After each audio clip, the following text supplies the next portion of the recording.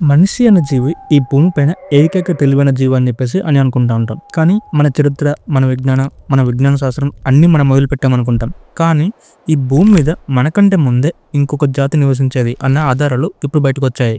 వాళ్ళ పేరు మనకు తెలీదు, వాళ్ళ భాష మనకు అర్థం కాదు, కానీ వాళ్ళు ఉన్నారన్న సాక్ష్యాలు మాత్రం ఇప్పుడు శాస్త్రవేత్తలను కలవరపడుతున్నాయి. 2010లో రష్యాలోని డెనిసోవా గుహల్లో ఒక వేలి ముద్ర కనపడింది. ఇది మనిషి జాతికి చెందిందనుకున్నంత లోపలే DNA పరీక్షలో ఒక షాక్ అయితే తగిలింది. ఇది మనిషి కాదు, పోనీ వేరే జంతువు అంటే అది కూడా కాదు. ఈ యొక్క రహస్యమైన జాతిని తెలుసుకోవడం కోసమే సైంటిస్టులు అదే పరిశోధన పెట్టారు. అది ఏ జాతియో తెలీదు. అయితే వాళ్ళ యొక్క ప్రింట్స్ మనకి రష్యాలోని డెనిసోవాలో దొరకడం వల్ల వాళ్ళని మనం డెనిసోవన్లు అని చెప్పేసి పిలుస్తున్నాం. వాళ్ళు మానవుల వంశంలో భాగం అంటారు, కానీ మనకంటే శారీరకంగా, శక్తివంతంగా అండ్ దాంతోపాటు మేధస్సులో కూడా మనకంటే చాలా ఎక్కువ అని చెప్పి చెప్తుంటారు. ఉదాహరణకి మనం రాయితో అగ్ని కనిపెట్టినప్పుడే వాళ్ళు తారాలను గమనించేవారు. మనిషి ఇంకా సంచార జీవిగా ఉండగా వాళ్ళు ఆల్రెడీ స్థిర జీవితానికి మారిపోయే దశలో ఉండే అవకాశం ఉందని చెప్పి సైంటిస్టులు చెప్తున్నారు. ప్రపంచం నలుమూలల్లో వాళ్ళ జాడలు కనిపిస్తున్నాయి. చైనాలో, ఇండియాలో, ఆస్ట్రేలియాలో డెనిసోవన్ DNA ఆధారాలతో బయటపడుతున్నాయి. వాళ్ళ జ్ఞానం చాలా చోట్ల వేసిన విత్తనంలో ఉంది.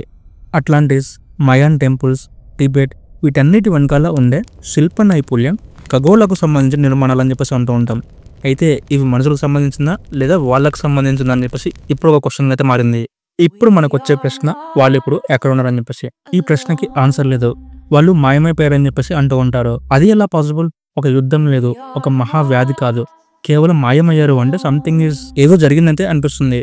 మనిషిగా మనం ఎదుగుతున్నప్పుడు మన మనసులో ఎప్పుడు ఒక తట్టే ప్రశ్న, ఈ సమయం నాకు తెలుసు కానీ నేను దీన్ని మర్చిపోతానేమో అనే ఆలోచన. అది కళ కాదు, అది డేజావు అని చెప్పేసి అంటూ ఉంటాం. అది మన DNAలో మిగిలిన వాళ్ళ జ్ఞాపకం కావచ్చు. అందువల్లే మనకి డేజావు అనే కాన్సెప్ట్ కూడా ఉంటుందని చెప్పేసి ఒక థియరీ అయితే ఉంది. అయితే అలా సడన్గా మాయమైన వాళ్ళు ఎక్కడికి వెళ్ళి ఉంటారని చెప్పేసి అంటే దాని చుట్టూ కొన్ని థియరీస్ ఉన్నాయి. కొంతమంది వేరే డైమెన్షన్లోకి వెళ్ళారని చెప్పేసి, ఆయన ఇంకొంతమంది భూమి యొక్క ఉపరితలంలో ఉంటున్నారని చెప్పేసి, ఇంకొంతమంది ఏమంటున్నారంటే మన భూమి కంటే మించిన గ్రహం వేరే దొరికిండొచ్చు, సో ఆ గ్రహం మీదకి వెళ్ళిపోయి ఉండొచ్చు అని చెప్పేసి అంటూ ఉంటారు. అంటే మన పురాణంలో చెప్పిన విధంగా సత్యయుగం, ద్వాపర యుగం ఇలాంటి యుగాలన్నిటిలో ఉన్న వాళ్ళు వాళ్ళేనా, లేకపోతే వాళ్ళు వేరే వాళ్ళ అనే ఏ ఒక్క ప్రశ్న కూడా ఆన్సర్ లేదు.